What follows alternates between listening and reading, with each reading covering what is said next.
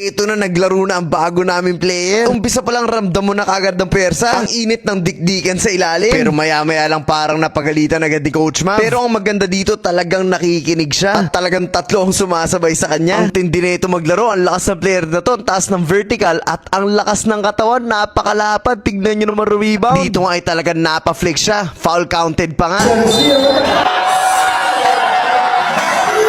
Isang gabi nagpa-practice ang buong grupo ng praise and worship dahil nga sa mga dayo na ginagawa namin. Ito kasi lagi ang opening sa kada dayo namin, ang makapag-share ng Word of God. Kaya naman syempre kung may nagpa-practice sa basketball, meron ding nagpa-practice sa praise and worship. So guys, commercial muna tayo. Sa mga hindi pa po nakaka-order ng Toy Story collection natin, pwede po kayo humabol. I-click nyo lang po yung link sa comment section natin. And lahat po kasi ng kinikita nito ay ginagamit natin para sa mga misyon. Kaya sa pagbili nyo po nito ay makakatulong kayo ng malaki. So ano pang hinihintay nyo? Click the link and get your Toy Story collection now. So guys, bago natin ituloy ito ay meron po muna akong gustong i-share sa inyo. Sabi sa Hebrews 4 verse 13, walang makakapagtago sa Diyos. Nakikita niya at lantad sa paningin niya ang lahat. At sa kanya tayo mananagot. Madalas akala natin nakakalagpas tayo, nakakalusot tayo, walang nakakaalam, walang nakakakita, kaya patuloy tayo sa kasalanan. Talagang mahaba lang ang pasensya ng Panginoon at binibigyan ka ng pagkakataon para magbago. Huwag mo sanang abusuhin ang oras na meron ka dahil pwedeng maging huli na ang lahat. Coach Mav, paano maging huli ang lahat? Hanggat may buhay, may pag-asa. Yun na nga.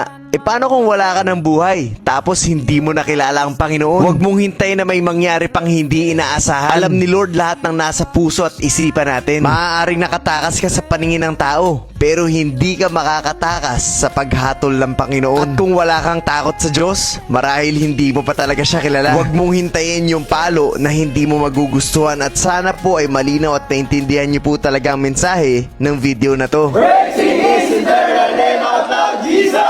So guys, ito na isa sa pinaka-inaabangan nyo. Maglalaro na itong si Vince. At sa sobrang lapad niya, ramdam na ramdam mo siya sa ilalim. Pag sumblay yung kakampi, kuwang-kuwa niya. Basic score ang nangyari. Ang ganda rin mag-set ng screen gamit na gamit yung lapad. Kaya naman easy 2 points para kay Stanley. Malinis din dumepensa, talaga nababother yung kalaban niya. Ito ang lapad. Akala may space para lumusot yung bola pero tumama sa katawan. At napansin kong maganda rin handles nito ha. Nabigyan sa ilalim isang simpleng ikot tapos umangat na kaagad, sumablay siya pero kanya pa rin yung rebound. Quality gumalaw sa ilalim. Dito offensive rebound na naman tapos pasa sa ilalim. Dito sa clip na to mararamdaman mo talaga yung lakas at pwersa niya. At dahil doon nakakuha siya ng foul, drive na naman si Sean dito pero sasablay. Pero nandun na naman siya para pulutin yung rebound. Easy 2 points. Ito na naman, pwersahan na naman sa ilalim. Umiikot na naman, favorite move niyan pero na-block siya. Pero nakuha niya pa rin yung bola at this time nakukuha siya ng foul. Bilis at mapihit gumalaw to. Agad ko naman siyang tinawag pagkatapos ito. Kasi sabi ko sa kanya, andun ka na, huwag mo nang ibaba. Medyo napansin ko kasi may habit siya na tinututok niya tapos binababa pa niya. Sumablay si Sean dito pero kuha na naman niya yung rebound. Lagi siyang nakakakuha ng foul. Hindi man pumasok yung tira niya dito pero makikita mo yung direksyon ng bawat galaw niya. Tatlo-tatlo yung sumasabay sa kanya. Dito kinausap at pinalakas ko ulit yung kumpiyansa niya para mailabas na talaga yung totoong laro niya at huwag siyang mailang. Nung ginanahan, lalong naging aggressive offensive rebound sa sablay na free throw. Napansin nyo ba guys na talagang sobrang pwersado rebound to? Hindi lang basta yung normal na rebound, talagang rebound na malakas. Kaya naman talaga napapangiti na lang kami pagdating sa bench. Mabilis din pumasa, napasahan siya, biglang drop pa sa ilalim kaya naman easy 2 points para kay Stanley. Dito isang mabilis na galawang ginawa niya. Foul counted pang nangyari. Game time, 3 minutes and 6. We shall see you.